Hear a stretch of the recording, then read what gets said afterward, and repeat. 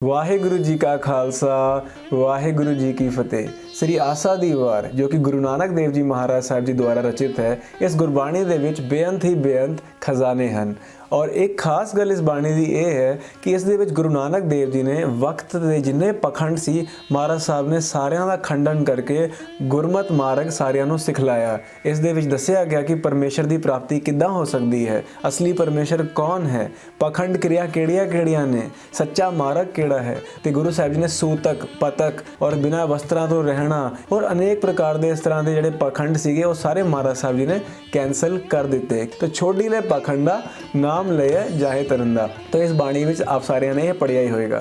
ਇੱਕ ਖਾਸ ਸ਼ਲੋਕ ਜਿਹਦੇ ਵੱਲ ਮੇਰਾ ਧਿਆਨ ਗਿਆ ਉਹਦੇ ਵਿੱਚ ਇਹ ਦਰਸਾਇਆ ਗਿਆ ਹੈ ਕਿ ਸਾਰੀ ਸ੍ਰਿਸ਼ਟੀ ਦੇ ਵਿੱਚ ਸਾਰੀਆਂ ਚੀਜ਼ਾਂ, ਚਾਹੇ ਉਹ ਸੂਰਜ ਹੋਏ, ਚੰਦਰਮਾ ਹੋਏ, ਇੰਦਰ ਹੋਵੇ ਜਾਂ ਫਿਰ ਧਰਤੀ ਹੋਵੇ ਜਾਂ ਅਸਮਾਨ ਹੋਵੇ, ਇਹ ਸਾਰੀਆਂ ਚੀਜ਼ਾਂ ਪਰਮੇਸ਼ਰ ਦੇ ਭੈ ਵਿੱਚ, ਪਰਮੇਸ਼ਰ ਦੀ ਕਮਾਂਡ ਦੇ ਵਿੱਚ, ਪਰਮੇਸ਼ਰ ਦੇ ਅਦਬ ਹੁਕਮ ਵਿੱਚ ਚੱਲਦੀਆਂ ਹਨ। ਔਰ ਸਿਰਫ ਪਰਮੇਸ਼ਰ ਵਾਹਿਗੁਰੂ ਜੀ ਹੀ ਹਨ ਜੋ ਕਿਸੇ ਦੇ ਭੈ ਵਿੱਚ, ਕਿਸੇ ਦੇ ਭਉ ਵਿੱਚ, ਕਿਸੇ ਦੀ ਕਮਾਂਡ ਵਿੱਚ ਨਹੀਂ ਚੱਲਦੇ, ਜੋ 100% ਸੁਤੰਤਰ ਨੇ, ਇੰਡੀਪੈਂਡੈਂਟ ਨੇ, ਆਪਣੇ ਆਪ ਆਪਣੀ ਮਰਜ਼ੀ ਨਾਲ ਜੋ ਕਰਨਾ ਚਾਹਣ ਉਹ ਕਰਦੇ ਨੇ ਔਰ ਉਹਨਾਂ ਨੂੰ ਕਿਸੇ ਦੀ ਐਡਵਾਈਸ ਜਾਂ ਸਲਾਹ ਲੈਣ ਦੀ ਲੋੜ ਨਹੀਂ ਪੈਂਦੀ ਔਰ ਨਾ ਕੋਈ ਉਹਨਾਂ ਨੂੰ ਦਬਾਅ ਪਾ ਕੇ ਕੋਈ ਉਹਨਾਂ ਤੋਂ ਕੰਮ ਕਰਾ ਸਕਦਾ ਹੈ।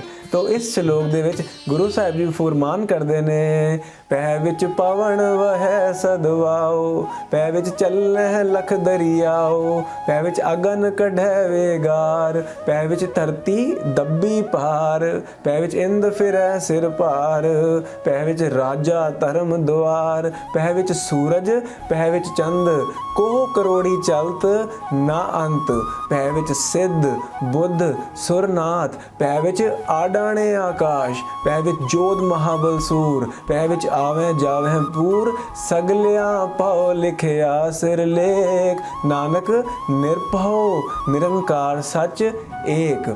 ਤੋ ਇਸ ਸ਼ਲੋਕ ਦੇ ਵਿੱਚ ਕੀ ਸਾਨੂੰ ਸਮਝਣ ਨੂੰ ਮਿਲਿਆ ਕਿ ਇਸ ਸੰਸਾਰ ਵਿੱਚ ਸਾਰੀਆਂ ਚੀਜ਼ਾਂ ਪਰਮੇਸ਼ਰ ਦੇ ਭੈ ਵਿੱਚ, ਉਹਦੇ ਕਮਾਂਡ ਵਿੱਚ ਚਲਦੀਆਂ ਨੇ, ਆਪਣੀ ਮਨ ਮਰਜ਼ੀ ਨਹੀਂ ਕਰ ਸਕਦੀ। ਔਰ ਇਸ ਸ਼ਲੋਕ ਵਿੱਚ ਬੜੇ ਧਿਆਨ ਨਾਲ ਅਗਰ ਤੁਸੀਂ ਪੜ੍ਹੋ ਤਾਂ ਤੁਹਾਨੂੰ ਸਮਝ ਆਏਗਾ ਕਿ ਜਿਹੜੀ ਨਾਸਾ ਹੈ, ਜਿਹੜੀ ਸਿਊਡੋ ਸਾਇੰਸ ਹੈ, ਉਹਨੇ ਨੇ ਜਿਹੜਾ ਪਖੰਡ ਕੀਤਾ ਹੈ, ਲੋਕਾਂ ਨੂੰ ਝੂਠ ਦੱਸਿਆ ਹੈ, ਉਹ ਵੀ ਗੁਰੂ ਸਾਹਿਬ ਜੀ ਨੇ ਉਜਾਗਰ ਕਰ ਦਿੱਤਾ। ਮਤਲਬ ਉਸ ਵੇਲੇ ਦੇ ਪਖੰਡ ਤਾਂ ਉਜਾਗਰ ਹੋਏ ਹੀ ਸੀਗੇ, ਪਰ ਜੇ ਕੋਈ ਗੁਰਸਿੱਖ ਇਹਨਾਂ ਸ਼ਬਦਾਂ ਨੂੰ ਧਿਆਨ ਨਾਲ ਵਿਚਾਰਪੂਰਵਕ ਪੜ੍ਹੇਗਾ ਤੇ ਉਹਨੂੰ ਸਮਝ ਆ ਜਾਊਗਾ ਕਿ ਅੱਜ ਵੀ ਪਖੰਡੀ ਸਾਇੰਸ ਸਾਨੂੰ ਮੂਰਖ ਬਣਾਉਣ ਵਾਸਤੇ ਕਿੰਨੀ ਗਲਤ ਚੀਜ਼ਾਂ ਦੱਸਦੀ ਹੈ। ਜਿਵੇਂ ਕਿ ਸਾਨੂੰ ਦੱਸਿਆ ਗਿਆ ਕਿ ਸਾਡੀ ਧਰਤੀ ਇੱਕ 1000 ਮਾਈਲਸ ਪਰ ਆਵਰ ਦੀ ਸਪੀਡ ਦੇ ਨਾਲ ਰੋਟੇਟ ਕਰਦੀ ਪਈ ਹੈ। ਸਾਨੂੰ ਕੀ ਦੱਸਿਆ ਗਿਆ, ਸਾਡੀ ਧਰਤੀ 1 ਲੱਖ ਕਿਲੋਮੀਟਰ ਪ੍ਰਤੀ ਘੰਟੇ, ਇਸ ਤੋਂ ਵੀ ਵੱਧ ਸਪੀਡ ਦੇ ਨਾਲ ਸੂਰਜ ਦੇ ਦੁਆਲੇ ਚੱਕਰ ਕੱਟਦੀ ਪਈ ਹੈ। ਔਰ ਇਹਨਾਂ ਦੋਵਾਂ ਗੱਲਾਂ ਦਾ ਨਾ ਤਾਂ ਕੋਈ ਪ੍ਰੂਫ ਹੈ ਨਾ ਕੋਈ ਐਕਸਪੀਰੀਅੰਸ ਹੈ।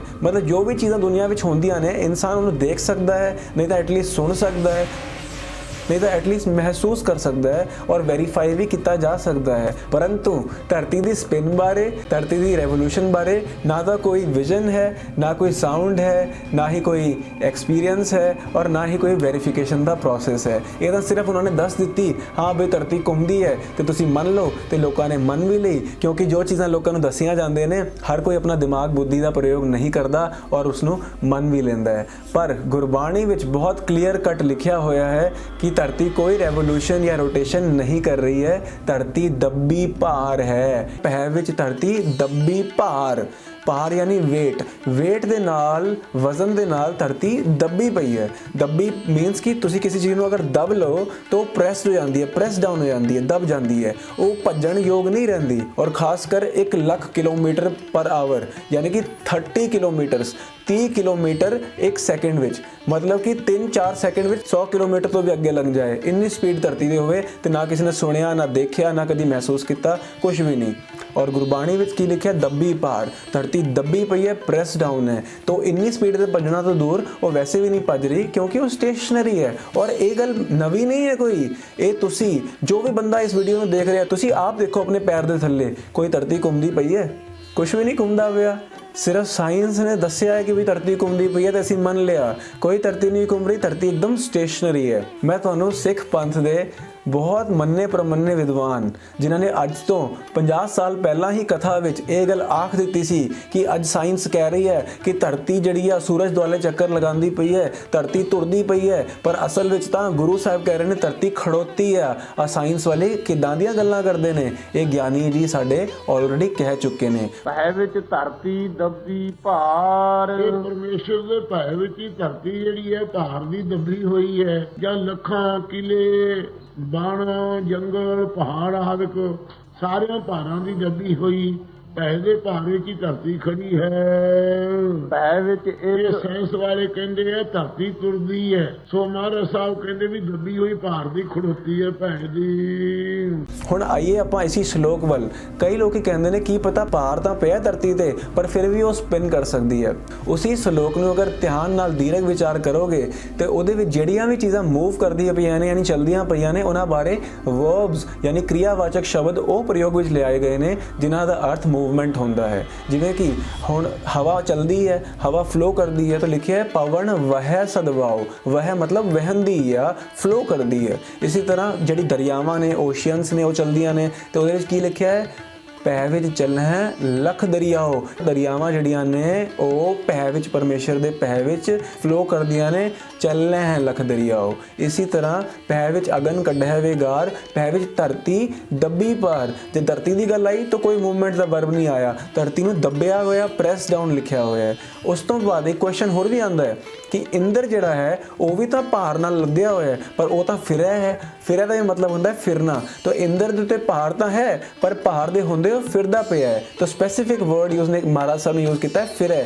ਲੇਕਿਨ ਧਰਤੀ ਬਾਰੇ ਦੱਬੀ ਭਾਰ, ਨਾ ਤਾਂ ਫਿਰਿਆ ਲਿਖਿਆ ਹੈ, ਨਾ ਚੱਲਿਆ ਲਿਖਿਆ ਹੈ, ਨਾ ਵਹਿ ਲਿਖਿਆ ਹੈ, ਨਾ ਤੁਰੇ ਲਿਖਿਆ ਹੈ ਜਾਂ ਘੁੰਮੇ ਵੀ ਨਹੀਂ ਲਿਖਿਆ ਹੋਇਆ, ਕੋਈ ਸਪਿਨ ਜਾਂ ਰੋਟੇਸ਼ਨ ਦਾ ਵਰਡ ਨਹੀਂ ਲਿਖਿਆ ਹੋਇਆ। ਉੱਥੇ ਲਿਖਿਆ press down, earth is pressed down. ਉਸ ਤੋਂ ਅੱਗੇ ਦੇਖੋ ਸਾਇੰਸ ਨੇ ਕੀ ਕਿਹਾ ਕਿ ਸਾਡੀ ਧਰਤੀ ਸੂਰਜ ਦੇ ਚੱਕਰ ਲਗਾਉਂਦੀ ਹੈ। ਪਹਿਲੀ ਗੱਲ ਤਾਂ ਪ੍ਰੈਸ ਡਾਊਨ ਹੈ, ਸਟੇਸ਼ਨਰੀ ਹੈ, ਕਿਸੇ ਦੇ ਵੀ ਚੱਕਰ ਨਹੀਂ ਲਗਾ ਰਹੀ, ਸੂਰਜ ਦੀ ਤਾਂ ਬਹੁਤ ਦੂਰ ਦੀ ਗੱਲ ਹੈ। ਲੇਕਿਨ ਸੂਰਜ ਸਾਡੀ ਧਰਤੀ ਦੇ ਉੱਤੇ ਓਵਰ ਐਂਡ ਅਬਵ ਘੁੰਮਦਾ ਪਿਆ ਹੈ। ਉਹਦੇ ਵਾਸਤੇ ਗੁਰੂ ਸਾਹਿਬ ਜੀ ਨੇ ਲਿਖਿਆ ਹੋਇਆ ਹੈ ਪੈ ਵਿੱਚ ਸੂਰਜ, ਪੈ ਵਿੱਚ ਚੰਦ, ਕੋਹ ਕਰੋੜੀ ਚਲਤ ਨਾ ਅੰਤ। ਚੰਦਰਮਾ ਔਰ ਸੂਰਜ ਕੋਹਾਂ ਕਰੋੜਾਂ ਚੱਲਦੇ ਨੇ ਔਰ ਇਹਨਾਂ ਦੇ ਚੱਕਰ ਦਾ ਕੋਈ ਅੰਤ ਨਹੀਂ ਹੈ। ਸੋ ਹੁਣ ਤੱਕ ਸਾਨੂੰ ਇਹ ਗੱਲਾਂ ਸਮਝ ਆਈਆਂ ਕਿ ਸਾਡੀ ਜਿਹੜੀ ਧਰਤੀ ਹੈ ਉਹ ਨॉन रोटेटिंग है और स्टेशनरी है, यानी वो घूमती नहीं पई, वो अपनी जगह ते ही खड़ोती है। एक होर गल जो समझ आए कि चंद्रमा ते सूरज साडी धरती दे ओवर एंड अबव चक्कर लगा रहे ने, साडी धरती सूरज दे चक्कर नहीं लगा रही है।